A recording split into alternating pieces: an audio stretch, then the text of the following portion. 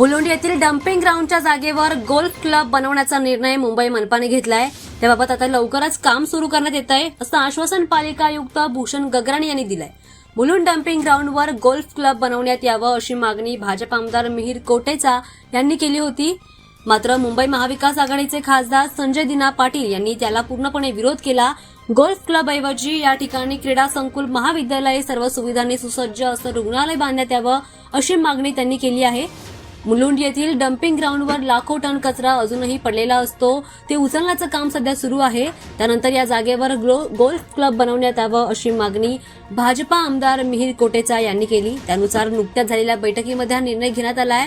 Dumping ग्राउंडच्या जागेवर golf club बनवण्याबाबत लवकरच प्रक्रिया सुरू केली जाईल असं पालिका आयुक्त भूषण गगराणी यांनी सांगितलं। रुग्णालयाची अवस्था पाहता या ठिकाणी सर्व सुविधांनी सुसज्ज असं रुग्णालय आणि डम्पिंग ग्राउंडवर व्हावं, तसेच शाळा, महाविद्यालय आणि क्रीडा संकुल बनवण्यात यावं अशी मागणी मुंबई महाविकास आघाडीचे खासदार संजय दिना पाटील यांनी केली होती। मात्र या ठिकाणी गोल्फ क्लब बनवण्याचा निर्णय घेतल्याने हा खेळ अतिश्रीमंत लोकांचा असल्याचा दावा सामान्य लोकांना काय फायदा होईल असं देखील म्हटलं जात आहे। त्यामुळे स्थानिक लोकांनीही या निर्णयाला विरोध केला असून या ठिकाणी गोल्फ क्लब ऐवजी रुग्णालय, शाळा, कॉलेज बांधण्यात यावं अशी मागणी त्यांनी केली आहे।